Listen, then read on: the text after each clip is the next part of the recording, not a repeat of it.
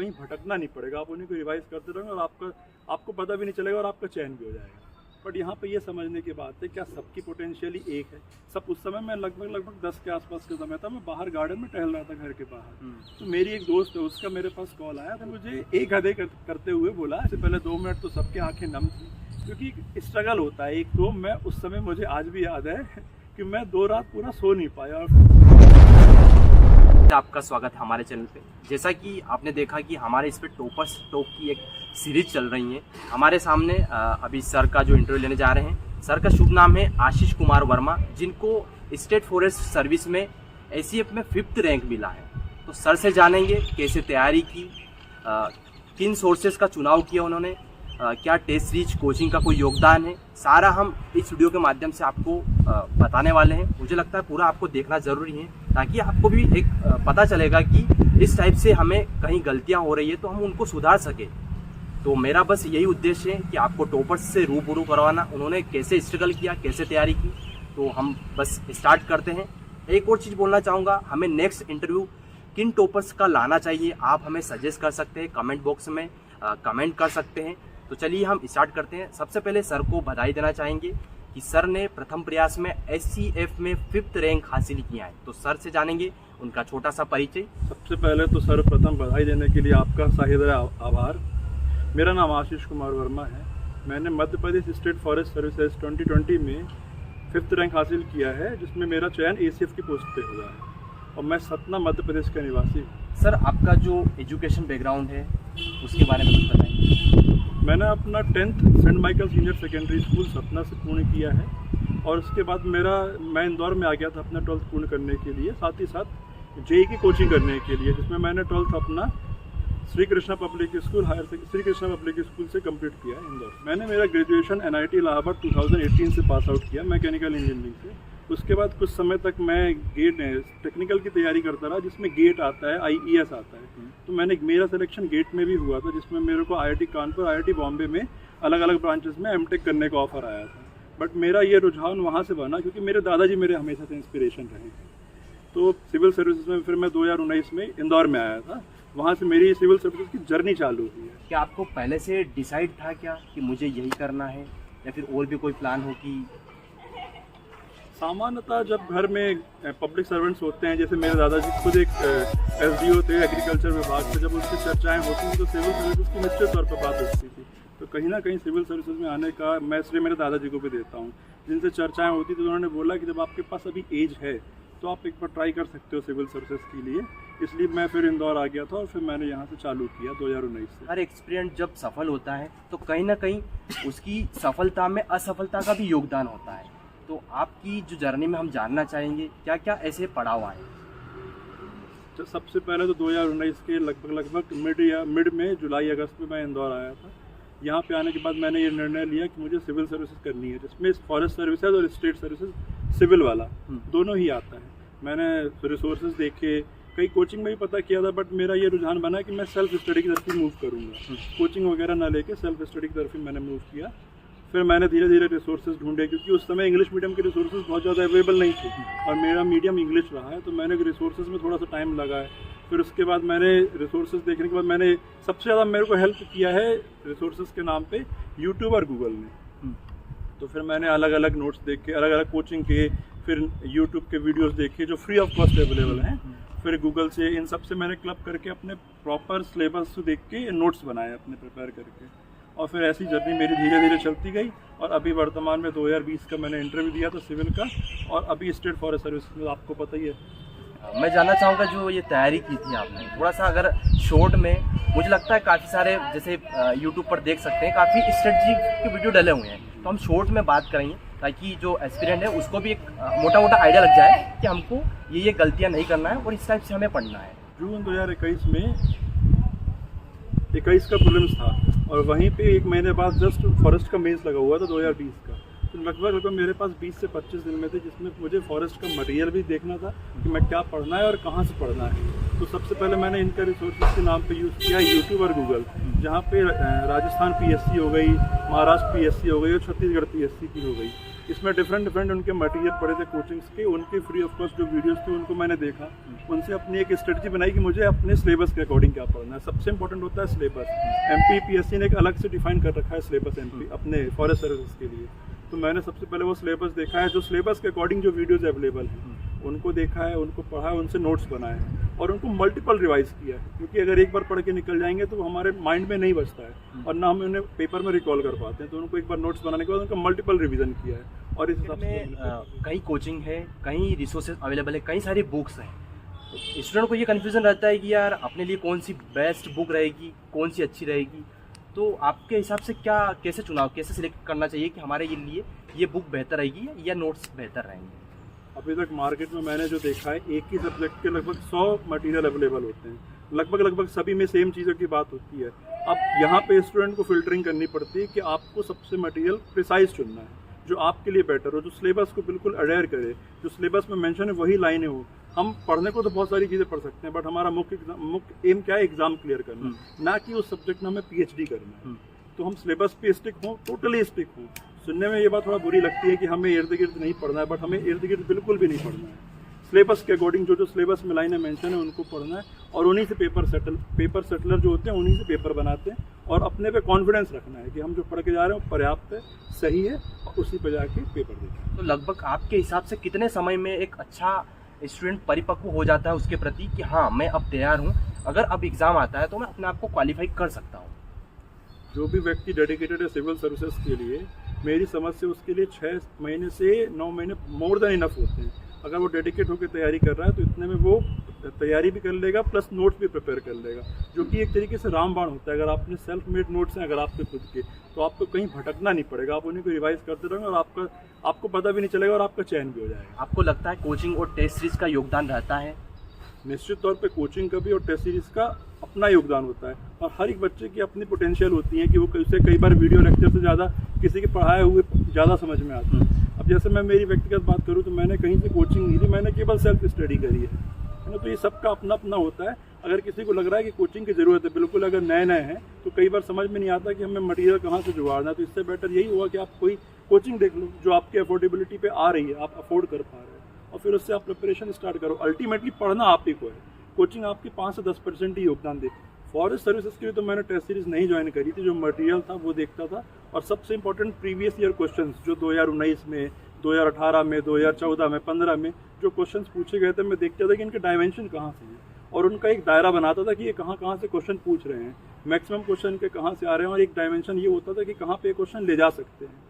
हमें सबसे इंपॉर्टेंट ये तैयारी में ये पकड़ना है कि जो पेपर बनाने वाले हैं उनका माइंडसेट कहाँ पे है। अगर उनका माइंडसेट अगर हमने पकड़ लिया तो हम अपने सिलेबस को और अच्छे से अपने डिफाइन कर पाएंगे अपने अकॉर्डिंग और फिर अपनी प्रिपरेशन। सिविल सर्विसेज का प्रिपरेशन स्टार्ट किया था, फिर आप फॉरेस्ट की तरफ रुझान हो गया आपका, क्या रीज़न रहा कि इधर सिविल सर्विसेज को छोड़ के आपने फॉरेस्ट में का चुनाव किया?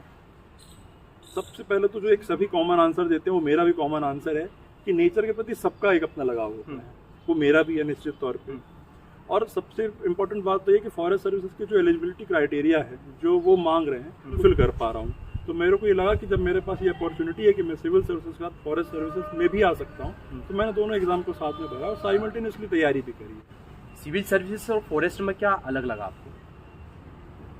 सबसे इम्पोर्टेंट तो दोनों का सिलेबस अलग है वही हमें देखना है, सिलेबस अलग है और उसी के अकॉर्डिंग तैयारी करना है। एज सच इतना ज़्यादा डिफरेंसेस नहीं है, दोनों में ही आप पब्लिक सर्वेंट कहलाएंगे और दोनों में आपकी सोशल एक्सेप्टेंस है दोनों में बरकरार रहती है। तो मेरे लिए एज सच कुछ डिफरेंसेस नहीं है और मैं अपना पूरा 100% देने की कोशिश करूँगा। अगर मैं फॉरेस्ट इसके अलावा आपने जैसे स्टूडेंट का रहता ही है कि यार जितने भी एग्ज़ाम आते हैं ट्राई करते रहते हैं, तो आपने भी कुछ ट्राई किया था कि इसके अलावा कि ये एग्ज़ाम भी दे लेते कभी इसमें हो जाए ऐसा?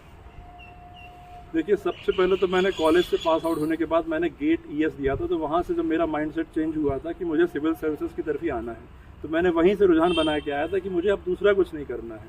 हाँ, तो मैंने बस यही है कि फिर मैंने यही डेडिकेट होकर दिया कि अब अगर मुझे पोस्ट नहीं भी मिल रही है तो किसी को तो पोस्ट मिल रही है ना, वो भी हमारे जैसा ही है। तो फिर मैंने एक कॉन्फिडेंस रखा, सेल्फ कॉन्फिडेंस रखा, साथ ही साथ डेडिकेट रहा कि भाई मुझे पोस्ट तो चाहिए, तो बस ये मिल गया। और एक ईश्वरवादी एक इंसान होता है कि एक ईश्वर पर आस्था होती है, एक वही है, सबका सहयोग होता है। हमारी का जो मामला चल रहा है, काफ़ी सारे स्टूडेंट डाइवर्ट हो गए थे कि वो बहुत ही डिमोटिवेट है अभी वर्तमान में देखा जाए, क्योंकि वो ना इधर के रहे ना उधर के रहे।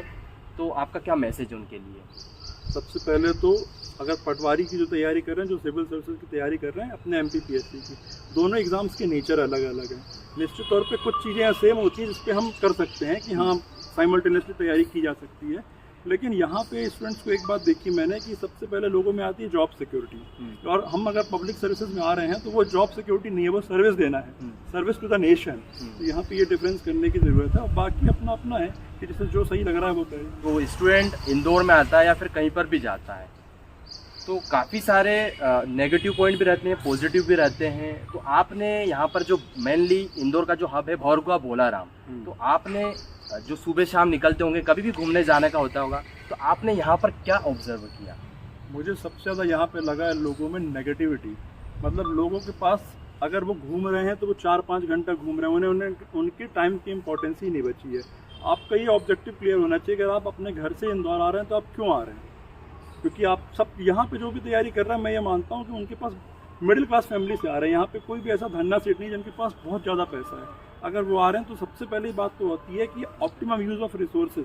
अगर आपके पास लिमिटेड रिसोर्सेज तो आपको सही मायने पे उनको उपयोग करना चाहिए, अन्यथा ना तो आपको टाइम व्यर्थ करना चाहिए और ना आपके माता पिता का जो मेहनत से कमाया गया पैसा ना तो उसे व्यर्थ करना चाहिए, और अपने ऑब्जेक्टिव में क्लियर होना चाहिए। तो आपके पास वहाँ पे डेडिकेशन भी आएगा, वहाँ पे पेशेंस भी आएगा और भटकाव नहीं आएगा। और इंदौर में मैं यही देखता हूँ सबसे ज़्यादा, वही आप भोलाराम गली पे निकलिए तो देखेंगे आप शाम को 6 बजे के बाद आपको कहीं पे खड़े होने की जगह नहीं मिलेगी। आधे से ज़्यादा तो व्यर्थ में ही घूम रहे हैं।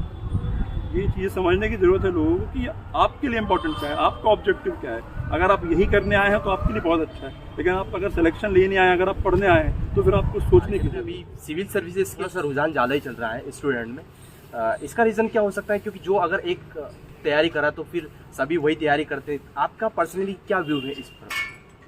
आमतौर पे हम लोग क्या देखते हैं कि जो यूट्यूब में वीडियोस देखते हैं, IAS की एंट्री ऐसी हो रही है, PCS ऑफिसर्स की एंट्री ऐसे हो रही है, तो उससे इंस्पिरेशन निश्चित तौर पे मिलती है। बट यहाँ पे एक बात देखने की ज़रूरत है कि सिविल सर्विसेज में दूसरे सर्विसेज के अकॉर्डिंग, दूसरे सर्विसेज के रिस्पेक्ट में रिस्पेक्ट ज़्यादा है, सोशल एक्सेप्टेंस ज़्यादा है और प्रेस्टीज ज़्यादा है। तो निश्चित तौर पे लोगों का यहाँ मूवमेंट दूसरे सर्विसेज के तौर पे आना ज़्यादा होगा, और वो होता भी है, देखते भी आ रहे हैं, हम सभी देख रहे हैं विगत 8 से 10 सालों में। बट यहाँ पे ये समझने की बात है, क्या सबकी पोटेंशियल ही एक है?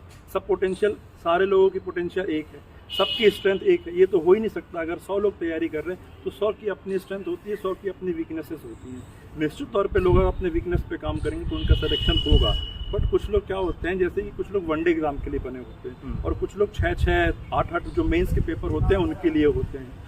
तो सबको अपने अपने स्ट्रेंथ और पोटेंशियल के अकॉर्डिंग काम करना चाहिए, तो कम समय में सिलेक्शन होगा। अभी हम क्या देखते हैं, किसी का सिलेक्शन 4 साल में हो रहा है, 5 साल में हो रहा है, तो उसमें ये की समस्या यही आती है कि लोग थोड़ा अपने पोटेंशियल्स पे काम नहीं कर पाते हैं, अपने स्ट्रेंथ पे काम नहीं कर पाते हैं।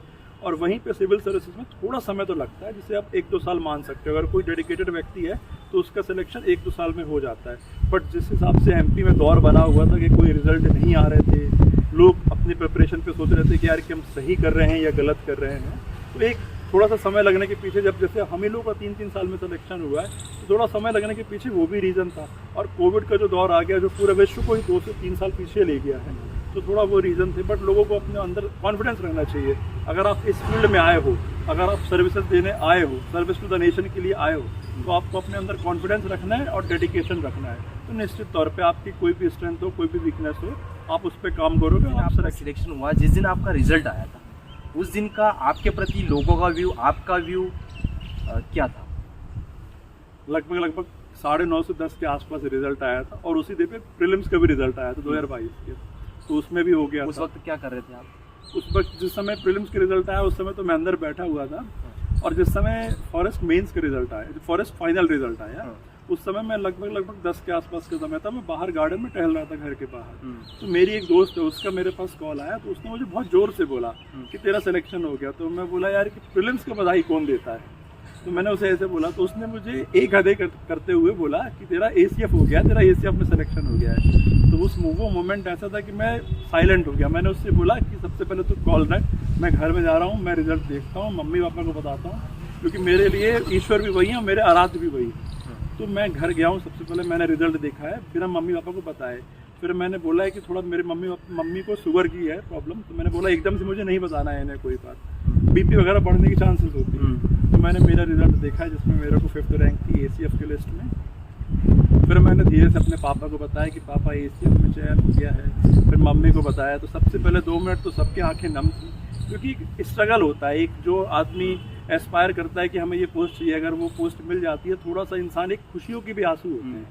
तो एक वो था। फिर उसके बाद जब लोगों को पता चला, जो आपके सपोर्टर्स होते हैं लाइफ में, मेरे तो बहुत सारे दोस्त हैं सपोर्टर जो कि निस्वार्थ भाव से अपना सपोर्ट रहते हैं, कुछ भी हो जाए, रात में 2 बजे तो 2 बजे भी खड़े हैं, उन सब के कॉल आने चालू हो गए। तो मैं उस समय, मुझे आज भी याद है कि मैं 2 रात पूरा सो नहीं पाया, और फिर तीसरी रात मैंने किसी के कॉल नहीं उठाया, मैं सोया हूँ। और उसके बाद फिर मैंने लोगों को कॉल रिटर्न करना चालू किया, और आज भी कॉल आ रहे हैं मेरे पास लोगों के बधाई देने के लिए। मैं उन सब का शुक्रगुजार हूँ जिन्होंने मेरे लिए एक अच्छी विचार रखी कि भाई आपका सिलेक्शन। अच्छे पल को हमेशा लोग याद करते हैं, लेकिन आपकी लाइफ में आपका सिलेक्शन हो चुका है, बुरा वक्त भी होता है। तो आपकी लाइफ में ऐसा कौन सा वक्त था जब आप अपने आप को गिव अप कर दिया था, मतलब डिमोटिवेट हो चुके थे कि यार ऐसा जो भी आपकी लाइफ में रहा, कुछ शेयर करना चाहें आप? तो आमतौर पर तो मैं डिमोटिवेट कभी नहीं हुआ, बट एक हाँ, जो एक होता है, एक इंटरेस्ट हट जाता है पढ़ाई करते करते, क्योंकि जब रिजल्ट नहीं आते, कई बार एक आध बार फेलियर मिल जाता है, थोड़ा सा वो दुख होता है। तो डिमोटिवेट ना कहते हुए इंसान को थोड़ा सा कई बार दुख होता था यार कि हम क्या सही कर रहे हैं, क्या गलत कर रहे हैं। फिर वहाँ पे सपोर्ट आता है लोगों का, कि जो आपके फ्रेंड सर्किल में है, जैसे मेरा एक मित्र है लकी, फिर एक मित्र है साजन, फिर एक है धनंजय, ये लोग हमेशा सपोर्ट रहा है कि यार नहीं भाई, अगर आपके अंदर कैपेसिटी है, पोटेंशियल है, तो आप करोगे, निश्चित तौर पे। अगर आज नहीं कर पाओ तो कल करोगे। अब कई बार ऐसा हुआ है कि कई बार हम लोग थोड़ा सा परेशान हुए हैं कि यार कुछ नहीं हो रहा है, तो यहाँ पे भोलाराम के भंवरकुआ पे सबको पता होगा बाबा टी स्टॉल, तो वहाँ पे रात में 10-11 बजे जाके रोड के किनारे बैठे हुए हैं साइड में, एक कप चाय हाथ में लेके, यार क्या हो रहा है, पता नहीं यहाँ इंदौर में क्यों आए हैं, सिलेक्शन होगा भी कि नहीं होगा। फिर पीते पीते भी कॉन्फिडेंस आता था कई बार कि यार चलो ना यार, लोगों का तो हो ही रहा है ना, UPSC में भी हो रहा है, दूसरे एग्जाम्स में भी हो रहा है, स्टेट सर्विसेज में भी हो रहा है। फिर जो पोस्टर में लोग नाम देखते थे, लगता था यार कभी अपना भी होगा। अब यही रास्ता है आपके लिए, यही वे फॉरवर्ड है, तो उसी पे स्टक रहो, और वही हुआ अल्टीमेटली। आपका जो फैमिली बैकग्राउंड है, आपके पापा मम्मी वगैरह के थोड़ा सा उनके बारे में बताइए। पापा मेरे टीचर हैं गवर्नमेंट हायर सेकेंडरी स्कूल कुआं सतना में, और मम्मी मेरी हाउस वाइफ है, और मेरे चाचा जो हैं वो डॉक्टर हैं, चाचा चाची दोनों ही डॉक्टर हैं, और मेरे दादाजी वो रिटायर्ड SDO थे एग्रीकल्चर विभाग का। ACM बनना, इस सबसे बड़ा योगदान आप किसको? मैंने पढ़ाई की, ये तो सत्य है, मतलब इसे तो मैं नकार नहीं सकता। बट अगर मैं श्रेय की बात करूंगा, तो जिन्होंने मुझे मोटिवेट किया हमेशा से, जैसे हमारे ईश्वर जिन्हें हम हमेशा मानते हैं, मंदिर जाते हैं, हमें वहाँ शांति का आभास होता है, अच्छा लगता है 2 पल के लिए, वहाँ पे मोटिवेशन मिलता है। तो भगवान जी जिन्हें हम मानते हैं वो हो गए, माता पिता हो गए, जो हमारे भगवान तुल्य होते हैं, जिन्होंने हरदम हमको सपोर्ट किया है। और सबसे अंत में तो मैं बात करूंगा, जिन्हें मैं बात किए बिना रह भी नहीं सकता, वो है आपके सराउंडिंग, आपकी मित्र मंडली कैसी है, आपकी संगति कैसी है। अगर आपकी उसी फील्ड पे है तो वो कहीं ना कहीं आपको हमेशा बूस्ट करते हैं कि भाई आपको करना है, नहीं आप कर लोगे। कई बार उन्हें पता होता है नहीं भी कर पाओगे, तब भी बूस्ट करते हैं। कुछ मित्र आपके ऐसे होते हैं। और आपको सबसे इंपॉर्टेंट ये बनाना है इंदौर में आके कि आपको फ्रेंड सर्किल बहुत प्रिसाइज रखना है। ऐसा नहीं कि आपके फ्रेंड सर्किल ऐसी हो कि आप उनके साथ बोले 10 मिनट के लिए चाय पीने के लिए निकले, और आप बढ़िया उनके साथ 2 घंटे तक भंवरकुआ में 4 बार बाइक के राउंड मार के आ रहे हैं, मज़े करके आ रहे हैं। तो ये सब की भी ज़रूरत नहीं है, आपको आपके समझने की ज़रूरत है। और बस यही है कि फ्रेंड सर्कल बहुत अहम रोल होता है, जहाँ पे ईश्वर के, भगवान जी के बाद, माता पिता के बाद मैं श्रेय सबसे ज़्यादा अपने दोस्तों को दूंगा, जिन्होंने मुझे हर टाइम मोटिवेट रखा है। मतलब अगर कुछ चीज़ गलत भी हो रही है तो मुझे बताया है वहाँ पे, कि बोल के सीधा सीधा बोला है कि भाई ये चीज़ गलत हो रही है, ये चीज़ आपके कहीं ना कहीं फ्यूचर में आपके लिए हिंड्रेंस क्रिएट करेगी, तो इस चीज़ से आपको दूर होना है। तो कुछ उनकी बात मानी है, और आज श्रेय मैं लगभग सभी लोगों को देता हूँ जिन्होंने मुझे किसी भी पड़ाव पे, किसी भी जगह पे सपोर्ट किया। पढ़ाई के दौरान ऐसे भी कुछ रहा है कि कहीं चलो मोबाइल में वेब सीरीज देख लें, मूवी देख लें, कहीं घूमने चलें, ऐसा कुछ? तो मैंने मेरी सबसे ज़्यादा पढ़ाई तो यूट्यूब और गूगल से करी है, जहाँ पे वेब सीरीज़ के सामने, क्योंकि वहाँ पे एडवर्टीजमेंट ही ऐसा आता है कि आप उन्हें देखने बैठोगे ही बैठोगे, क्योंकि ह्यूमन टेंडेंसी ही होती है कि जो टाइम पास की चीज़ें वो आपको बहुत वो करती हैं, मतलब देखने के लिए प्रेरित कर देती हैं। रिलेटिव टू पढ़ाई लोगों को सेकेंडरी लगने लगती है, बट फिर आपको ऑब्जेक्टिव याद आना चाहिए कि भाई आप इंदौर में क्यों आए हो, और क्या करने के लिए आए थे, और आपका एम क्या है। तो बस ये सब चीज़ों को देख के फिर मैंने अपने आप को प्रिसाइज किया कि यार ये सब चीज़ें तो मैं सिलेक्शन के बाद भी कर सकता हूँ, ये सब चीज़ें कहाँ जा रही हैं। अगर वेब सीरीज़ है तो वो एक बार अगर आ गई है, चलो अच्छी वेब सीरीज़ है, तो उसे मैं बाद में भी देख सकता हूँ। या एक एंटरटेनमेंट का सोर्स होता है कि जब मैं नहीं पढ़ रहा हूँ तब मैं कर लूँ उनको, तब मैं उनको देख लूँ। लेकिन जब मैं पढ़ रहा हूँ तो मैं ये कोशिश किया हूँ धीरे धीरे कि मैं पढ़ाई पे ही स्टिक करूँ, या जो भी नोट्स बना रहा हूँ, या जो भी यूट्यूब वीडियोस देख रहा हूँ, तो उन्हीं तक सीमित करूँ खुद को, ताकि वो मेरे भविष्य की बात है। और मेरा भविष्य, मेरे मैसेज तो ये है कि आप कॉन्फिडेंस रखो, अब मैं निकला हूँ तो मेरे साथ में जो लोग रहते हैं वो ये सब बात बोलते हैं कि यार जब हमारे बीच का ही बंदा निकल गया, हम जानते हैं कि ये भले कुछ भी बोल देगा लेकिन हमें जानते हैं कि इसने क्या क्या नोट्स पढ़ा है। तो सबसे पहली बात है कि कॉन्फिडेंस रखना चाहिए आपस अपने बीच में। और दूसरी बात है, अगर आप किसी भी एग्जाम की तैयारी कर रहे हो, आपने व्यापम की तैयारी कर रहे हो, वनडे एग्जाम की तैयारी कर रहे हो, आप MPPSC की तैयारी कर रहे हो, या कोई भी आप एग्जाम की तैयारी कर रहे हो, तो आपको उस एग्जाम का सिलेबस बहुत अच्छे से पता होना चाहिए कि उस एग्जाम का सिलेबस क्या है, उस एग्जाम के प्रीवियस ईयर क्वेश्चन आपको पता होना चाहिए क्या है, और आपको रिसोर्स फिल्टर करना आना चाहिए कि कौन कौन से रिसोर्सेज आपके लिए बेनिफिशियल होंगे। वरना रिसोर्सेज तो बहुत सारे अवेलेबल है मार्केट में, बट अच्छे कौन से हैं आपके अकॉर्डिंग, उनको आप फिल्टर करो, उनसे आप अपने अपने नोट्स बनाओ, या फिर जैसा भी आप पढ़ना चाह रहे हो अंडरलाइन करके हाईलाइट करके उनको पढ़िए। और सबसे इंपॉर्टेंट बात है, किसी भी चीज़ के लिए, किसी भी गोल के लिए आप डेडिकेटेड हो। और दूसरी बात, अगर आप सिविल सर्विस की तैयारी कर रहे हो स्पेसिफिकली, तो आपको पेशेंस रखने की ज़रूरत है, क्योंकि अल्टीमेटली आपको सर्व करना है नेशन को, और वहाँ पे भी आपको पेशेंस ही रखना है। तो अगर आप उस चीज़ को आज से समझोगे, जैसे आप कुछ भी बनना है, अगर आपने ये मान लिया कि मैं बन गया हूँ और बन के उस चीज़ को प्रिपरेशन करने की कोशिश करोगे, तो आप धैर्य अपने आप सीख जाओगे, पेशेंस अपने आप सीख जाओगे। तो पेशेंस हो गया, डेडिकेशन हो गया, ये सब आप रखो, निश्चित तौर पे आपको सफलता मिलेगी। और सेल्फ कॉन्फिडेंस कि हाँ भाई मैं इस चीज़ के लिए कैपेबल हूँ, अगर मैं इंदौर आया हूँ या फिर मैं सेल्फ स्टडी कर रहा हूँ अपने घर से, तो मैं उस चीज़ के लिए कैपेबल हूँ और एक दिन मैं निश्चित तौर पे इसको विन करूँगा और बैटल को बहुत शुभकामनाएं। आप ACF में सिलेक्ट हो गए, आपकी जर्नी और भी शानदार हो, यही हमारी शुभकामना है। और एक चीज़ बोलना चाहूँगा वापस से कि आपको इस इंटरव्यू के बाद कैसा लग रहा है खुद को, क्या कुछ सीखने को मिला आपको, वो भी हमें कमेंट करके जरूर बताएं। साथ ही साथ नेक्स्ट इंटरव्यू किनका होना चाहिए वो भी कमेंट जरूर करें। अगर आप चैनल पर नए हो तो चैनल को सब्सक्राइब कर लीजिए और वीडियो को लाइक कर लीजिए। पूरा वीडियो देखने के लिए